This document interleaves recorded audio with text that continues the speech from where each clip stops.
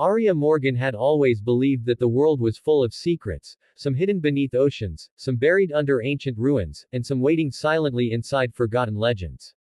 She wasn't a typical explorer. She was a quiet, observant girl who spent most of her life reading history books in her uncle's small museum. But everything changed the day she received a mysterious package with no sender's name, just a wax seal of a golden circle with 7 lines, forming the symbol of the 7 World Wonders Society, a secret group believed to have vanished 100 years ago. Inside the package was a single map, old, fragile, ink nearly faded, yet marked with bright golden dust around the edges that shimmered when touched. In the center of the map was a message. Find the 7 wonders. Restore the balance of the world. Aria's heart raced. No one had spoken about the lost 7th wonder in centuries. And now she had a map that promised not just one, but all 7. Her uncle, Professor Hale Morgan, recognized the seal instantly. His face went pale. Aria, this is not just a map. This is an invitation. Whoever sent this believes you're the one meant to finish what your parents started. Her parents, legendary explorers, had disappeared 14 years ago while searching for the 7th wonder. And now the journey was hers. The first wonder, the Crystal Pyramid of Elysium. Aria's first destination was deep inside the Amazon rainforest. With the help of her friend Liam, a tech genius, and Zara, a desert survival expert, they trekked through thick jungles following the glowing dust on the map. After days of storms, poisonous plants, and narrow escapes from animals, they found it.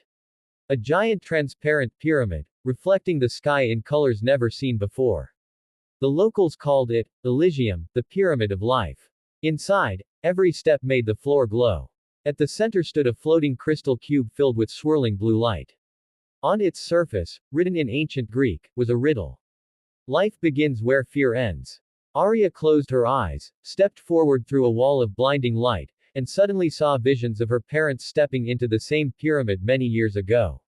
But before she could understand, the cube glowed brighter and stamped a golden symbol onto the map. One wonder found, Liam whispered. The second wonder, the Sky Temple of Ether. Their map next guided them to the Himalayas. They climbed icy cliffs until the clouds grew thick around them.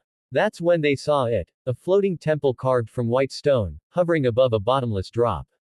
The only way across was a series of stepping stones that appeared and disappeared. The wind howled like a beast. Zara smirked. Well, we didn't come all this way to freeze. They jumped, slipped, caught each other, and narrowly avoided falling through the clouds. When they finally reached the temple, they found giant statues with wings, eyes glowing gold. Inside, the air was warm, peaceful. A large stone tablet read, "Wisdom is not knowing everything. It is understanding what to do next." As Aria touched the tablet, the wind around them calmed. The second golden symbol lit up on her map. The third wonder, the City of Sirens.